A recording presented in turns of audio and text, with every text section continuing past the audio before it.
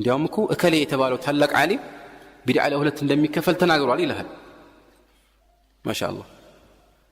ዚያድ ኢብኑ ሁደይር የተባለ አንድ ታቢዒ ዑመር የነገረውን አንድ ታላቅ ምክር ሲያስተላልፍ ይላል አተድሪ ማ يهدم الاسلام አለ ዑመር። እስላምን የሚያፈርሰው ምን እንደሆነ ታውቃለህ አለው። طبعا እስላምን አላህ ይጠብቀዋል፣ ግን እስላምን የሚተገበሩት ሰዎች የሚፈርሱትና እነሱ የሚጠፉት ነው ማለት ነው። ምን እንደሆነ ታውቃለህ ይሄን የሚያፈርሰው አለ። አላውቅም አለ። ሶስት ነገሮች ናቸው አለ፣ ያዙልኝ።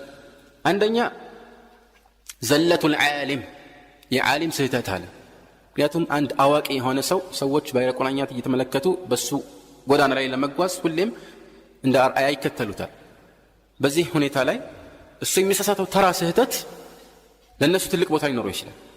ምናልባት እሱ ተሳስቶ ይህን ነገር ሲፈጽም ትክክለኛ ቁርአናዊና ሐዲሳዊ መረጃዎችን ይከተላለሁ በሚል ቅንነት ሊሆን ይችላል እና አላህም ወንጀሉን ይቅር ብሎለት አልፎም ተርፎ አንድ አጅር ጽፎለት ይችላል ሊሆን ይችላል።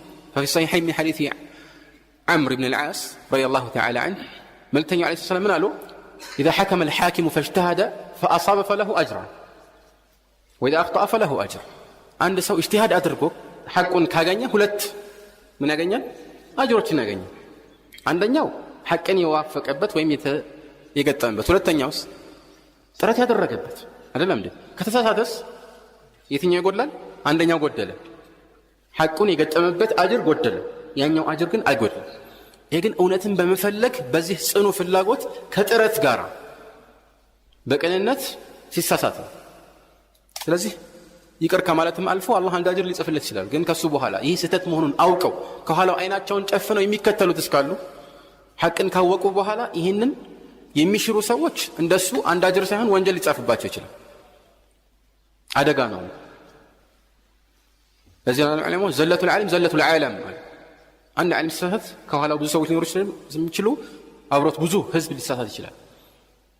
ኢስላምን የሚያበላሸው አንዱ ነገር ይህ ነው አለ። ሁለተኛ ጅዳሉል ሙናፊቂ ቢልቁርአን፣ ሙናፊቅ በቁርአን ሲከራከር። እንዴት በቁርአን ይከራከራል? ነዓም ቁርአን ሙተሻቢህ ሆኑ አንቀጾች ይኖሩታል። ይሄ ሙጣሪድ ላይሆን ወይም ለሁሉም ሰው ሙተሻቢህ ላይሆን ይችላል። አንዳንድ ሰው ሙተሻቢህ የሆነበት ለሌላው ሙተሻቢህ ላይሆን ይችላል። ግን በሚያምታታ መልኩ ጥቅል የሆኑ የቁርአን አንቀጾችን እንደ መረጃ በትክክለኛ ባልሆነ መንገድ እያቀረበ ሰዎችን ለማሳሳት ጥራዝ ነጠቅ የሆነ መንገድ ይከተላል። ሙናፊቅ ሆነ። ይሄም አደጋ ነው። ማምታቻዎች ብዙ ናቸው። እናም ከቁርአን የሆነ ነገር መዞ እያወጣ በቁንጽል እንደ መረጃ ይቀርብልህና ይሄው መረጃ አለ ከቁርአን። ልክ ምን እንደሚለው ለምሳሌ ፈወይሉል ሊልሙሰሊን፣ ለሰጋጆች ወየውላቸው ተብሏል። ስለዚህ ሰላት ተው ሊለን እንጠራጠራለን እንዴ? አላህ በቁርአኑ ፈወይሉል ሊልሙሰሊን ብሏል። ስለዚህ ሰላት ተው ቢለን ይህንን አንቀጽ የማያውቀው ያልሐፈዘው ሙስሊም الذين هم عن صلاتهم ساهون የሚለውን የሚቀጥለውን አንቀጽ ያላወቀው ሙስሊም እንኳን አይጠራጠርም። ልክ ነኝ አይደለም? አይጠራጠርም። እንደዚህ መሆን አለብን ነው የምላችሁ ቅድም በተናገርኩት ጉዳይ ላይ። ትክክል አይደለም፣ እንደዚህማ ሊሆን አይችልም። እርግጠኛ ነኝ እስከዛሬ ሙስሊሞች በአጠቃላይ በአንድነት ሲፈጽሙት የነበረ ነገር አለ። ሰላት ስገዱ ነው። ሌሎች የቁርአን አንቀጾችንም እናውቃለን፣ ሐዲሶችን ኢጅማዕ አለ። ከዚህ በኋላ ፈወይሉል ሙሰሊን የሚለውን ለአንድ ምስኪን ሙስሊም ቁርአንን ላልሐፈዘ ስለዚህ አንቀጽ ብዙ ስለማያውቅ ወይም ለማያውቅ ሙስሊም ይሄን ቢያቀርብለት አይጠራጠርም። እርግጠኛ ነኝ። ወይም አላህ በቁርአኑ ያ አዩሃ الذين آمنوا لا تقربوا الصلاة ብሏል። لا تقربوا الصلاة وأنتم سكارى حتى تعلموا ما تقولون። እዚህ ጋር ይቆርጠውና لا تقربوا الصلاة ብሏል። ይሄው እዚህ ጋር የሚላል ሁለት ቦታ ላይ ነው እንግዲህ ሰላትን አትስገዱ የሚለው ማለት ነው። ያምታታል አይምታታም። ሱረቱ ኒሳ ላይ ነው ያለው። የቅድሞሽ አማጁዝ ነው ግዴ ብዙ ሰዓፈቱት። ይሄ ሱረቱ ኒሳ ላይ ያ አዩሃ الذين آمنوا لا تقربوا الصلاة ብሏል። እውነቱን ነው። እንደናበራለን አንደናበር። በትክክል እንዲህ አይነት ምሳሌዎች ግልጽ ስለሆኑ ምንዎቻችንም ምናልባት ላይገርሙን ይችላሉ። ግን ከዚህ የባሱ ማምታቻዎችን ከቁርአን ከሐዲስ እየመዙ እያወጡ የሚያምታቱ አሉ። ይሄም አንድ አደጋ ነው። ነገር ግን ሁሉ ጊዜ ሐቅን ለኡማው የሚገልጽ አይጠፋም መቼም ቢሆን። لن تخلو الأرض من قائم لله بحجته أبدا. ሶስተኛውስ ዲንን የሚያፈርስ ያለው ዑመር ማለት ነው زلة العالم وجدال المنافق بالقرآن والأئمة المضلون أو حكم الأئمة المضلين. أتمامي هنا سووش وإماريوش فرد يدين كابا لبسو የሆነ ማዕረግ ተሰጥቷቸው አዋቂ ናቸው ተብለው ሰዎችን ወደ ጥመት የሚመሩ አጣሚዎች አሉ። አንዳንዶቹ ወይም አብዛኞቹ ሆን ብለው ሊሆን ይችላል። ይሄም አደጋ ነው። እነዚህ ሶስት ነገሮች ትልቅ አደጋ ሆነው ሊታዩ ይገባል ማለት ነው። ተጋባን። ወደ ራሳችን ስንመለስ ረሱላህ ሰለላሁ ዐለይሂ ወሰለም ቢድዓ በየትኛውም ቀለም ቢቀባ ምንም አይነት ስያሜ የሚሰጠው በዲን ስም የሚሰራ ነው፣ ወደ አላህ ለመቃረብ የሚሞከርበት ጎዳና እስከሆነ ድረስ ጥመት መሆኑን ተናገሩ። ይሄ ደግሞ ሙብረም በሆነ ወይም ማንም ሊክደውና ሊነቀነቀው በማይችል ጽኑ ቃል የተነገረው ኩሉ ቢድዓቲን ضላል። ይሄ እሳቸው ቃል ነው። አልፎ ተርፎ መልእክተኛው ዐለይሂ ሰላም ከማ ፊ ሰሒህ ሙስሊም ሐዲስ ጃቢር ብን ዓብድላህ ጁሙዓ ላይ ይህንን ሁሌ ደጋግሞት ነበር። አማ ባዕድ ፈኢነ ኸይረል ሐዲስ ኪታቡላህ ወኸይረል ሀዲ ሀዲዩ ሙሐመድ ሰለላሁ ዐለይሂ ወሰለም ወሸረል ኡሙሪ ሙሕደሳቱሃ ወኩሉ ሙሕደሰቲን ቢድዓ። ሁሌ የሚደጋገም ነበር ከማ ፊ ሰሒህ ሙስሊም። አንዴ ብቻ ተናግሮ ያለፉት አይደለም። እንግዲህ አስቡት እናንተ በዛ ቦታ ብትሆኑ በሰሓቦች ቦታ ይህን ነገር መልእክተኛው በዚህ ቃል ጁሙዓ ሁሌ ሲደጋግሙት፣ በሌላ ቃል ሌሎችን መልእክቶች ይህን በሚደግፍ መልኩ ሲያስተምሩ መን አሕደተ ፊ አምሪና ሃዛ ማ ለይሰ ሚንሁ ፈሁወ ረድ መን ዓሚለ ዐመለን ለይሰ ዐለይሂ አምሩና ፈሁወ ረድ። እኛ ያላዘዝንበትን ስራ የሰራ ወይም ከኛ መንገድ ዲን ውጭ የሆነን አዲስ ፈጠራ ያመጣ ተመላሽ ነው፣ በሱ ላይ ተቀባይነት የለውም ሲሉ ከመፍሳይ ከዚህም ውጭ የተለያዩ ቢድዓ አይነቶችን በተለያዩ አጋጣሚዎች በተለይ ሰዎች በተሰበሰቡበት አጋጣሚ ኡመታቸውን ወይም ህዝበ ሙስሊሙን ሲሰናበቱ የተናገሩትን ስናስተውል በዚያ ርዕስ ላይ ይህንን ተጋቶ እናገኛለን። በዚህ አጋጣሚ ከፊ ሐዲስ አልዕርባድ ብን ሳሪያ ይህንን ነገር አጽንተው አልፈው ሳለ አንድ ከሌ የተባሉ ዓሊም እኮ ቢድዓ ለሁለት ይከፈላል ብለዋል፣ ጥሩም አለ መጥፎም አለ ሲባል ምን አይነት ስሜቱን ሊሰማን የሚገባው? ሁሌ እንጠራጠራለን። የተነገረው ነገር በተነገረ ቁጥር ሁሌ ውዥንብር ውስጥ እንገባለን፣ መልሱን ባናውቀው እንኳን ማለት ነው። ይሄ በምን አይነት መልኩ መልስ እንደሚሰጥበት እኔ አላውቅም። ነገር ግን እኔ ረሱላህ ሰለላሁ ዐለይሂ ወሰለም ኩሉ ቢድዓቲን ضላላ ያሉት ይበቃኛል የሚለው መልስ አጥጋቢ መልስ ነው። فماذا بعد الحق إلا الضلال። አልፎ ተርፎ አንዳንዶች ወደ አምስት ከፍለውታል። ይሄ ዝርዝር መልስ አለው፣ ግድ የለም ድሮ ያለቀ ርዕስ ነው ማለት ነው። ያላወቀ ሰው አዲስ የሆነበት ይሆናል እንጂ መልስ ተሰጥቶ ያለቀበት ጉዳይ። ይህ በዚህ መልኩ የተረጋገጠ ሆኖ ሳለ መምታቻዎችን እያመጡ እንዴ ጥሩም ቢድዓ እኮ አለ፣ እሺ ምንድነው መረጃ ስትለው ረሱላህ ሰለላሁ ዐለይሂ ወሰለም አንድ ቦታ ላይ ምን ሰነ ፊል ኢስላሚ ሱነተን ሐሰና ብለዋል። ይባር እንግዲህ ቢድዓ ሐሰና ነው እሱ አለ የሚለው እዚህ ጋር ሱና ሐሰና ነው የተባለው። ሱና ሐሰና የሚባለው የተረሳም ይሁን የተተወ ነገርን ሰዎች እንዲሰሩት በመገፋፋት ለሰዎች አርአያ መሆን ነው የሚፈለግበት። ሐዲሱ ወሐዲስ ጀሪር ብን ዓብድላህ አልበጀሊ عند ሙስሊም ሰደቃ ረሱላህ ሰለላሁ ዐለይሂ ወሰለም አድርጉ ብለው በቀሰቀሱበት አጋጣሚ ወደ ኋላ ሲሉ አንድ አንሳሪ በአንድ እጁ ወይም በመዳፉ የሆነ ነገር አምጥቶ ሰደቃ ሰጠ።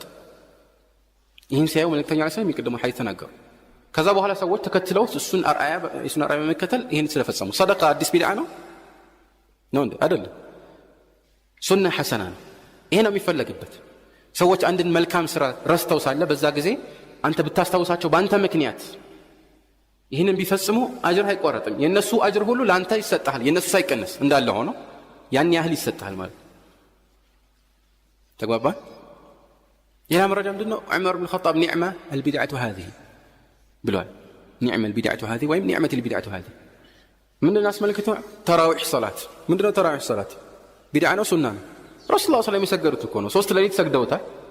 ጠብዓን በጀማዓ ማለት ነው። ኢላ ቂያም ሌሊት ነው ተራዊሕ የሚባለው፣ ሁሌም ነው የሚሰግዱት። ግን ረመዳን ላይ ሰዎችን ሰብስበው የሰገዱት 3 ሌሊት ነው። ፊል ሐቂቃ ሌላ ሐዲስ ላይ ሐዲስ አቢ ዘር ፊ ሱነን ረሱላህ ሰለላሁ በድጋሚ ሌሎች ሌሊቶችን ሰግደው ነበር። 23ኛው ሌሊት አሰገዱን ይላል፣ 25ኛው ሌሊት አሰገዱን፣ 27ኛው ሌሊት አሰገዱን። حتى 25ኛው ሌሊት ላይ ምን አለ? ሰሃቦች ምን አሉ? ለው ነፈልተና በቂየተ ሌሊቲና አይደለም መልእክተኛው ምን አሉ ዐለይሂ ሰላም? ኢነሁ መን ቃመ መዐ አልኢማም ሐታ የንሰሪፍ ኩቲበ ለሁ ቂያሙ ሌይል። መዐ አልኢማም የሚለው ራሱን ያሳያል ከኢማም ጋር የሚሰገድ ሰላት እንደሆነ በረመዳን የሚሰገድ። ታዲያ ዑመር ለምን ቢድዓ ብሎ ጠራው? ይሄ ቋንቋ ርዕስ ነው። ሰላት ምን ማለት ነው? በቋንቋ ደረጃ ዱዓ ነው። ተራ ቋንቋ የትርጉሙ ዱዓ ነው። طبعا የተለያዩ አባባሎች ተሰንዝረዋል። በዚህ አስመልክቶ ግን የታወቀው ዑለማዎች ዘንድ የሚጠቀሰው ርዕስ ሰላት በጥሬ ቋንቋ የትርጉሙ የሚሰጠው መልእክት ዱዓ ወይም ልመና ነው። ዱዓ በቃ تقول بنتي وقد قربت مرتحلا يا رب جنب أبي الأوصاب والوجع عليك مثل الذي صليت فاغتمضي نوما فإن لجنب المرء مضطجعا عليك مثل الذي صليت من مالتنا أي دعوتي وصلي عليهم إن صلاتك سكن لهم دعاء وتبو عند سو وده هنا بوتا تتأرتو كمتا فإن كان صائما من الملتنيا فليصلي من مالتنا تقابزا ستهد صومنيا كهونك بلا ستبال تنسته ولا تركع سجد مالتنا دعاء درك بك اللهم بارك له في ماله لم يستوي بارك الله لك في ماله فإني صائم للتمثال قلت على الله ስለዚህ በቀን 5 ጊዜ ሶላት ስገዱ የተባለው እኮ እናንተ እንደምትሉ ጎንበስ ቀና ሳይሆን ዱዓ ማድረግ በቀን 5 ዱዓ ካደረኩኝ ይበቃኛል ቢል አንድ ሰው ያዋጣዋል አያዋጣውም አይደል ልክ እንደዚህ አሁንም ኒዕመቱል ቢድዓ ሲባል ቋንቋዊ ትርጉም ነው የተፈለገበት እዚህ ቦታ ላይ ወደ ሌላኛው ትርጉም ማዞር አይቻልም ቅድም የተረጋገጠው መሰረታዊ መርሆ የኢስላም መገለጫ የሆነውን ቢድዓን ማስወገድን ሊጻረር የሚችል ንግግር አይደለም ማለት ነው ቋንቋዊ በሆነ ደረጃ ቋንቋዊ በሆነ መልእክቱ በአቡበከር ጊዜ አሁን ባለበት ይዘት አልተሰገደም ነበር ስለዚህ አዲስ ነው በተወሰነ መልኩ ለምን ተቋርጦ ነበር ግን ለምን ነበር ረሱላህ ሰለላሁ ዐለይሂ ወሰለም ሙሉ ያልተገበሩት ወይም ያልቀጠሉበት خشيت ان تفرض عليكم ግዴታ ሆኖ እንዳይደነግግባችሁ ምን አልኩኝ ፈራሁኛል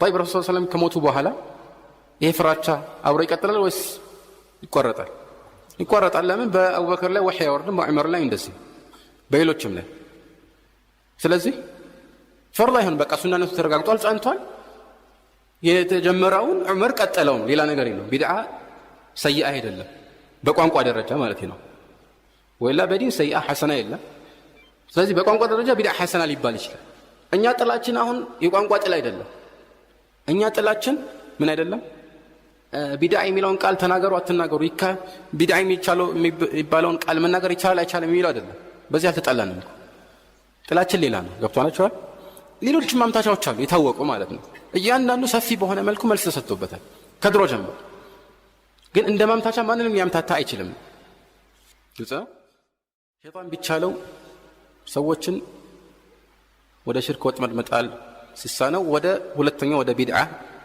ወጥመድ ይስባቸዋል ወይም ይጠራቸዋል ይህም ካልተቻለ ወደ ታላላቅ ወንጀሎች ወጥመድ ይጣራል ወይም ይህንን ወጥመድ ያመቻቻል ታላላቅ ወንጀሎች ሰውን መግደል ያላግባብ ዝሙት መስራት ኸምር መጠጣት ወለድ መብላት ወይ ማራጣ አባትና እናትን አለማክበርና የነሱን መብት መግፈፍ እነዚህና እነዚህን የሚያሳስሩ ታላላቅ ወንጀሎች አሉ በዚህ ላይ ሰዎች ስራቸውን እንዲያጣጥፉ ይሞክራል ለምን ትልቅ ነው ወንጀሉ ከባድ ነው ይሄንን እንኳን አንድ ሰው አልፈጽም ብሎ ለአላህ ብሎ እነዚህን ታላላቅ ወንጀሎች ትቶ ግዴታ የሆኑበትን መልካም ተግባራትና የታዘዘውን ነገር ከፈጸመ አላህ ትናንሽ ወንጀሎችን ይምርለታል ምንም ሳያደርግ ያኒ ተውባም ሳያደርግ ማለት ነው ትናንሽ ወንጀሎች ቁርአን ላይ የተቀመጠው ሸርጥ ነው ኢን ተጅተኒቡ ከባኢረ ማ ተንሃውና ዐንሁ نكفر عنكم سيئاتكم وندخلكم مدخلا كريما ታላቅ ነገር ነው ይሄ ትልቅ እድል ነው ማለት ነው በዚህ አዘቅት ውስጥ ሰዎችን መጣል አሁንም ከተሳነው ወደ ሌላኛው ወጥመድ ይሸካከራል እሱም ተራ ወንጀሎች ከዚህ አይነት ወንጀሎችን ቢሆን እንዲፈጽሙ ያደርጋቸዋል በመሰረቱ ታናሽ የሚባሉት ወንጀሎች እንዲያው አንጻራዊ በሆነ መልኩ ሲነገሩ ነው እንጂ የአላህን ህግ ከመጣስ አንጻር ትንሽ ሊባል አይገባም አንድ ሰለፍ ምን አሉ لا تنظر إلى صغر المعصية ولكن ينظر إلى عظمة من عصيت يوانجلون تنشنة التملكت نقر كن تأزازون يتأسكبت نقيتها تلقنا التملكت يمان تأزازون يتأسكت يميلون تملكت تنشنة تلقنا التبل يمؤمن بحري هنا ابن مسعود النبي كما عند البخاري مؤمن انديث من ملكة وانجلون كلاي ليورك اند تتأقاه ترارانا من ملكته كفرات تاوية نسا منافق يهونس لك እንዳረፈበት ዝንብ ነገር ነው እሺ ብሎ እንዳባረሩ ልዩነቱ ይሄ ነው እነዚህን ወንጀሎች አንድ ሰው በተደጋጋሚ የሚፈጽም ከሆነ طبعا ያለ ተውባ ማለት ነው ወይም የሚያበዛ ከሆነ ሲበዙ ልክ መልእክተኛው አለይሂ ሰላም እንዳሉት በሰው ላይ ተሰባስበው ሊያጠፉት ይችላሉ ትንሽ ወንጀሎች እንዴት ነው ምሳሌያቸው አንድ ሰው ለምሳሌ ከሆነ ቦታ የሆነ ማገዶ ትንሽ የለቀመ እንጨት ያመጣል ሌላውም ከዛ ሁሉም ተሰባስበው ትልቅ እሳት ይፈጥራል በመሰባሰቡ የተነሳ ማለት ወንጀሎችም እንደዚህ ተሰባስበው ሊያጠፉት ይችላሉ ኢያኩም ወመሐቀራት الذنوب ያሉት ለዚህ ነው መልእክተኛው አለይሂ ሰላቱ ወሰላም። طبعا አንዳንድ ዘገባዎች ይህን ሊጠቅሙ ይችላል። ከኢብኑ አባስ እንደተወራው لا كبيرة مع الاستغفار ولا صغيرة مع الإصرار ወደ አላህ ከተመለሰ ኢስቲግፋር ካደረገ ከቢራ ትልቅ ወንጀል የሚባል ማለት አላህ ይሰርዝለታል ይመረዋል ማለት ነው። ግን አንድን ትንሽ ወንጀል የሙጥኝ ብሎ ተውበት ሳያደርግ እየፈለገው ሁሌ በድጋሜ በዘውታሪነት የሚፈጸመው ከሆነ ይሄ ትንሽ አይባልም ትልቅ ነው የሚሆነው ማለት ነው። ولا صغيرة مع الإصرار ይህንን አራተኛውን ወጥመድ ዘርግቶ በዚህ ማጥመድ ከተሳነው ወደ ሌላኛው ይሸጋገራል። ለአምስተኛው طبعا በዚህ መልኩ ስነግራችሁ ምናልባት ቅደም ተከተሉን ጠብቆ በዚህ መልኩ ይሄዳል ማለት አይደለም። ግን በዋኝነት ይሄ ነው ሲስተሙ ወይም ደግሞ ስልቱ ማለት ነው። እና ሁኔታዎች ሲመቻቹለት በየትኛው አጋጣሚ ሰዎችን ያታለለ ይሄንን ማድረግ ካልቻለ ገፍላ ይለቅበታል። ገፍላ ምንድነው? መዘናጋት ነው ማለት ወንጀል ላይሰራ ይችላል፣ ግን መልካም ስራን ከመስራት ወደ ኋላ እንዲዘናጋ እንዲያሳንስ ይጎተጉተዋል። ይሄ ደግሞ እንደ ሰውየው ጥንካሬ ነው። ቂያም ሌሊት የሚቆም ነዋፊል የሆኑ ሰለዋቶችን ግዴታ ያልሆኑ ትርፍ ሰላቶችን የሚያበዛ ከሆነ ዱሃ ምናምን የሚሰግድ ከሆነ ሸይጣን መጥቶ ስታስቡት ዙሁር ዛሬ ባትሰግድ ብሎ ይወተውተዋል ወይ ጁሙዓ ባትሰግድ ይለዋል? አይወተውተውም አይደል? ደረጃው እዛ አልደረሰማ የማይመስል ነገር ነው። ስለዚህ ምንድነው የሚወተውተው? የሚችለውን ያህል ዛሬ ሱና ቢቀርብ ደክመዋል ሊለው ይችላል እንደ ደረጃው ማለት ነው። ግን እንደምንም የተጠራ አምስቷን ሰላት የሚሰግድ ከሆነ ኢሻ ዛሬ በእንቅልፍ በዚህ መልኩ ወይም ደግሞ ፈጅር ላይ ይለፈህ ይለዋል እንደ ደረጃው ሊሆን ይችላል። እና ይሄ አይነት ገፍላ ሁሉም ጊዜ እንደ ሰዎች ሊለያይ ይችላል ማለት ነው። ይሄ በዚክር በብዛት የሚወገድ ነው። واذكر ربك في نفسك تضرعا وخيفة ودون الجهر من القول بالغدو والآصال ولا تكن من الغافلين ذكر يا غفلة تقاراني ለማንኛውም ይሄም አንድ ወጥመድ ነው። ስንተኛው ነው? አምስተኛው። ካልቻለስ ወደ ስድስተኛው ይሸጋግራል። እሱም ወደ ዑጅብ ሊከተው ይችላል። ወይም طبعا ቅድም ተከተሉ የግድ አይደለም ብያችኋለሁ እንደ ሁኔታው ነው።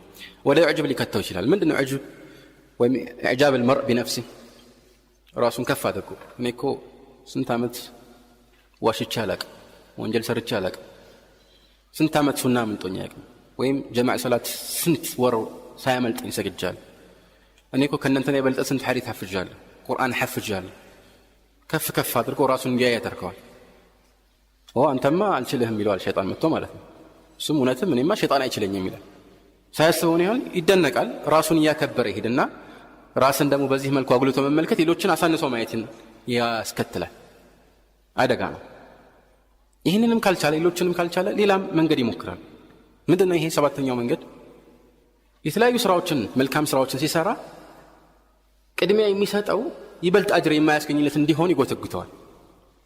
ለምሳሌ መልካም ስራዎች ብዙ ናቸው፣ ከግዴታዎቹ በወጣ መልኩ ማለት ነው። ግዴታ ካልሆኑት ስራዎች መካከል የተለያዩ አይነቶችን መጥቀስ ይቻላል። የተወሰኑት አጅራቸው ይበዛል። ለምሳሌ በአንተ በራስህ ላይ የተገደበ መልካም ስራና ጥቅሙ በአንተ ላይ ብቻ የተገደበ ሳይሆን ወደ ሌሎች የሚተላለፍ መልካም ስራ አጅሩ እኩል ይሆናል እንዴ? አይሆን። ምን ይለዋል? ስራ አንተ ዋናው አሁን ሰላት መስገድህ ነው ይለዋል። ግልጽ አይደለም? ፈርድ አይደለም እላችሁ ሱና ሰላት ማለት ነው። ሱና ሰላት ይሰግድና በዛ ሰዓት ምናልባት የሚሰራ መጥፎ ስራ ካለ ያንን መከልከል ወይም ያልተሰራ ግዴታ መልካም ስራ ካለ ያንን እንዲሰሩ ማዘዝ ሲገባው ያንን ይተውና ወደዚህ አእምሮን ይሰበስባል። ይሄ የሸይጣን ወጥመድ ነው። ራሱን የቻለ አንድ ተንኮል። አንዳንድ ጊዜ አልፎ ተርፎ ግዴታ የሆነ መልካም ተግባርን አቆይቶ ግዴታ ያልሆነውን እየሰራ በዚህ ጊዜው እንዲያጠፋ ያደርገዋል። ይሄ ደግሞ በእስላም የተከለከለው እንደ መርሆ ራሱ حتى መልእክተኛ ሰለላሁ ዐለይሂ ወሰለም إذا أقيمت الصلاة فلا صلاة إلا المكتوبة صلاة ግዴታ ሆኖ ኢቃም ሲደረግ ለብቻው እዛ ቆሞ አንድ ሰው ቆይ ሱና ልስገድ መጀመሪያ ማለት ይችላል? አይችልም። የሚቀደመው ይሄ ነው። እነዚህ ሰዎች በተቃራኒው ሊያደርጉ ይችላሉ። ይሄ ሞኝነት ይሆናል ማለት ነው። ጓባን ሱናውን እየሰሩ ፈርዱ ማሳለ ይሄን ነው የሚያደርገው። ዑለማዎች ነው ያሉ من شغله الفرض عن النفل فهو المغبوط ومن شغله النفل عن الفرض فهو المغبون ግዴታ ስራን እየሰራ አብሮ ማስኬድ ስላልቻለ ግዴታ ያልሆነው ነገር እየተጣበበት ባይፈጸም እሱ ይቀናበታል እንጂ አይወቀስም። በተቃራኒው ደግሞ መልካም የሆኑ ግን ግዴታ ያልሆኑ ትርፍ ስራዎችን እየሰራ ግዴታውን ቢያቆዩ ቢያሳልፍ ደግሞ ይሄ መግቡን ነው፣ እንደከሰረ ሰው ማለት ነው። ከዚህ የበለጠ ደግሞ ንግድ ላይ ለምሳሌ አንድ ሰው በ100 ብር መገዛት የሚችለውን ዕቃ በ400 ብር ቢገዛ እንዴት ነው የሚቆጭው? አላወኩም ነበርኩ መጀመሪያ አትነግረኝም ነበር ይሄዳል መልስልኝ ሊል ይችላል ኢላ አኺሪ።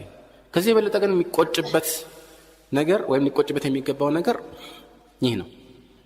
እነዚህ ጥቂት የሸይጣን ተንኮሎች ናቸው። እነዚህን ተንኮሎች ሸይጣን ማራመድ የሚችልባቸው በርካታ ልምዶች አሉት። ግን ከመሆኑ ጋር ደካማ ነው። ተንኮሉ ደካማ ነው። በተለይ ለአማኝ ሰዎች ኢነ ከይደ ሸይጣን ካነ ضعيف ሸይጣን ተንኮል ደካማ ሆኗል። ግን እንዴት ነው ታዲያ እሱ ደካማ ከመሆኑ ጋር እኛን የሚያሸንፍ ከተባለ ከሱ ደካማነት የበለጠ የኛ ኢማን ደክሟል። ከሱ የባሰ ደካማ ከሆነ ሁለት ደካሞች ካሉ አንዱ ሊበልጠው ይችላል። ሁለቱም ግን ደካማ ነው ስማቸው እና አንዱ ሌላውን ያሸንፋል አይደለም። ግን አንዱ ጠንካራ ሌላው ደካማ ከሆነስ ደካማው ጠንካራውን ያሸንፍ። ሚስጥሩ ይሄ ነው ማለት ነው። የተለያዩ መንገዶችን በመጠቀም በተለያዩ ዘመናት ያካበተው ልምድ አለ ተንኮሎቹ ማለት ነው። እነኚህን አውቆ መጠንቀቅ ነው የሚያስፈልገው። ግን ይህ ሲባል ተንኮሉ በጣም አደገኛ የሚያስፈራ ነው ማለት አይደለም። ነዓም ያስፈራል። ለማን ነው የሚያስፈራው? ለአላዋቂዎች፣ ለማህይማን ይበልጥ ያስፈራል። ሸይጣን በጣም የሚጫወትባቸው አላዋቂዎችን ማህይማን። ሁላችንም ከማህይማን ጎራ ራሳችንን ለማውጣት ጥረት ማድረግ ይጠበቅብን። ማንኛው መፍትሄ ነው። እናም በጥቅሉ መልእክቱ ሸይጣን ሰዎችን ወደ እሳት ለመምራት የሚከፍታቸው በሮች አሉ። እነኚህን በሮች እንጠንቀቅ። ቅድም የጠቀስኳቸው በሌላ ቋንቋ ሲነገሩ ባጭሩ ማለት ነው 3 ነገሮች ናቸው። የመጀመሪያው ሹብሃ አውረተት ሸከን ፊ ዲን ላህ ዐዘ ወጀል፣ ጥርጣሬን የሚያመጣ ሹብሃ። የዲን ርዕስን የተመለከተ ማምታቻ ማለት ነው። ሹብሃ የተባለው ለምንድን ነው? اشتباه الحق بالباطل አይደለም እንዴ? ልብ አድርጉ። ሁሉ ጊዜ ጥርት ያለ እውነትና ጥርት ያለ ውሸት ሰዎች ላይ አይምታቱ። ሁሉ ጊዜ ውሸትን ለማራመድ የውሸት ሰዎች የሐቅ ካባ እያለበሱት በዚህ እየጀቦኑት ነው የሚያራምዱት። ሲጠቅሱ የቁርአን አንቀጽ ነው የሚጠቅሱት። እውነትን ታገኝ ትችላለህ፣ ግን ይህንን እውነት በውሸት ይቀላቅሉታል። አንዳንዶች ንግግራቸው እንደ ማር ሊጣፍጥ ይችላል፣ ግን ይህ ማር በመርዝ የተላወሰ። ይህ አደጋ ነው። ጥርት ያለ እውነትና ጥርት ያለ ውሸት በብዛት ብዙ ሰዎች ላይ አይምታታባቸው። የሚምታታው የትኛው ነው? ድብልቅ ሲሆን። በዚህ ሹብሃ የተባለው አንደኛው የሸይጣን በር ይሄ ነው። ሁለተኛው ሸህዋን፣ ስሜትን ለማርካት የሚፈጸሙ ወንጀሎች፣ ወንጀልነታቸው እየታወቀ የሚፈጸሙ ጥፋቶች ናቸው። ሶስተኛው ቁጣ ነው፣ ገضብ። ይህ ደግሞ ገضብ የሚያወርሰው ድንበር ማለፍን ነው። በተለይ ሰዎችን መበደልን ያስከትላል። ሰዎች ላይ ግፍ መፈጸም ያስከትላል። እነዚህ የሸይጣን በሮች ሁሌም ልንጠነቀቃቸው የሚገቡ ዋነኛ በሮች ናቸው። እነዚህ ተንኮሎች ከፍ ሲሉ እነዚህ 3 በሮች ውስጥ ዘልቆ አንድ ሰው ሲገባ የሚፈጸማቸው ወንጀሎች ብዙ ከመሆናቸው ጋር በዋነኝነት ድካ ሲደርስ፣ ሹብሃን በተመለከተ ድካ ሲደርስ ሽርክ ይፈጽማል። ትልቁ የሹብሃ ውጤትና መዘዝ ከዲን መውጣት ነው፣ ኩፍር ወይም ሽርክ ውስጥ መግባት። ሸህዋን በተመለከተ ትልቁስ ዝሙት ነው። ቁጣስ ገضብ ሰውን መበደል ያስከተል ቢያቻለው። ይህም ድካ ሲደርስ መግደልን አላጋባ በሆነ መልኩ የሰዎችን ህይወት ማጥፋት ትልቅ ወንጀል ነው። ይህንን ያስከትላል። አላህ ሱብሓነሁ ወተዓላ 3ቱን በአንድ ላይ ጠቅሷቸው እናገኘው። ወለዚነ ላ የድዑነ መዐ አላህ ኢላሃን አኸር ወላ የቅቱሉነ ነፍሰ ለቲ ሐረመ አላሁ ኢላ ቢልሐቅ ወላ የዝኑን። 3 ዋነኛ የወንጀል አይነቶች መሆናቸው የታወቀ ነው ማለት። እነዚህ የወንጀል አይነቶች ደግሞ አፈጻጸማቸውም ይለያል። ከሽርክ ደግሞ አይነት አለ፣ ከዚናም አይነት አለ፣ ከቀትልም አይነት ወይም ሰውን ከመግደልም አይነት አለ፣ ከፍ የሚልም አለ ማለት ነው። في الصحيحين من حديث عبد الله بن مسعود من بلو طيقاቸው ابن مسعود أي الذنب أعظم የትኛው ወንጀል ነው ትልቁ አላቸው። የበለጠ ትልቁ አደጋ ምን አለ መልእክተኛው? أن تجعل لله ندا وهو خلقك አላህ ፈጣሪ ሆኖ ሳለ ለሱ ባላንጣ ማድረግ ነው። እሱ ፈጣሪ መሆኑን እያወቅ ከሱ ውጭ ሌላን ታመልካለህ የማይመስል ነገር። ትልቁ ሽርክ አይነት ይሄ ነው ማለት ነው። قال قلت ان ذلك لعظيم ثم اي ይሄማ ትልቅ ነው አላቸው። ትልቅ አደጋ ነው። نعم ይገነዘባሉ ሰሃቦች። ከዚህ ቀጥሎ አላቸው ان تقتل ولدك مخافه ان يطعم معك ልጅህን ካንተ ጋር እንዳይበላ በሚል ፍራቻ መግደል። ልጆች ሊንከባከቧቸው የሚገቡ የአላህ ስጦታዎች ናቸው። በተቃራኒው ደግሞ ይሄማ ሪዝቅ ሊወስድብኝ ሊበላብኝ ነው እኔ የምበላው በአማርኛ ነው የሚበላው ሳጣ ልጄ ጥርስ አወጣ እንደሚባለው خلاص ብሎ እርምጃ ከወሰደበት ይሄ ቀትል ነው። ግን ተራ ቀትል ነው እንዴ? ከማንኛውም የግድያ አይነት የባሰ ሊሆን ይችላል። ሶስተኛውስ ምን አልመተኛው አንቱ ዛኒያ ሐሊለ ተጃሪክ የጎረቤትህን ሚስት በሷ ላይ ዝሙት መፈጸም። ዝሙት በየትኛውም መልኩ ቢሆን ትልቅ ወንጀል ነው። ግን በተቃራኒው መሆን ሲገባው ምን ማለት ነው? ተቃራኒው የጎረቤቱን ክብር ሊጠብቅለት የሱን አደራ ሊወጣ ሲገባ እሷ ለመኖሩን አይቶ ይህንን አደራውን በሚያፈርስ መልኩ እንዲህ አይነት ማመንዘር ከባድ ነው የሚሆነው። ከየትኛውም መማገጥ የበለጠ ትልቅ ወንጀል ነው የሚሆነው ማለት ነው። ጎረቤትም ባይሆን ሌላ ሊታመን የሚገባ ሰውም ከሆነ እንደዚህ ወንጀሉ እየጨመረ ይሄዳል ማለት ነው። ገባ? እነዚህ ሶስት በሮች የሸይጣን በሮች ናቸውና በተቻለ መጠን ሰዎች ሊጠነቀቋቸው ይገባል። ጥቅል ገለጻዎች ናቸው። አላህ Subhanahu Wa Ta'ala ሸይጣን ጠላታችን መሆኑን አስቀድሞ ነግሮናል፣ አስጠንቅቆልናልም።